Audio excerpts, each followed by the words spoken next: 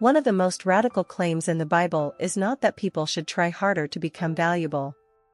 It is that people are valuable before they do anything at all. Genesis 1 verse 27 says, "So God created man in his own image, in the image of God created he him, male and female created he them."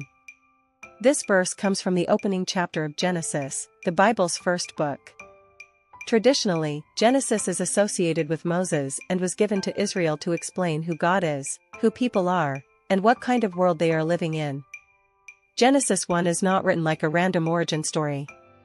It is structured, ordered, and repeated. God speaks. Creation responds.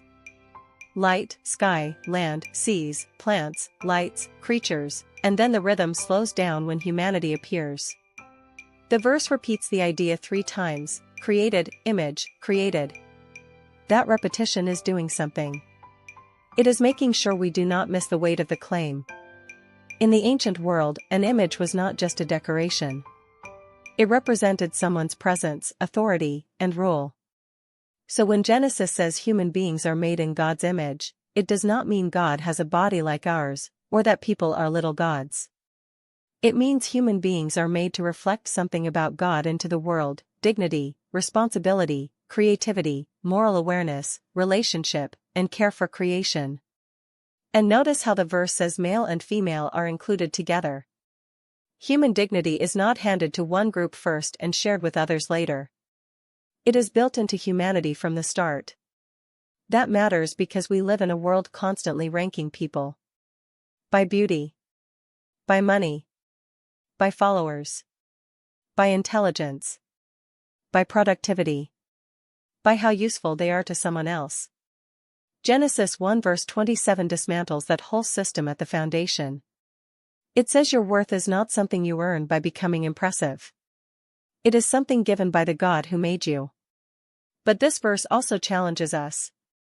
If every person bears God's image, then no one is disposable. Not the person who annoys you. Not the person who disagrees with you. Not the elderly, the unborn, the disabled, the lonely, the poor, the forgotten, or the person who can no longer produce anything the world calls valuable. This verse calls us to see people differently, including ourselves.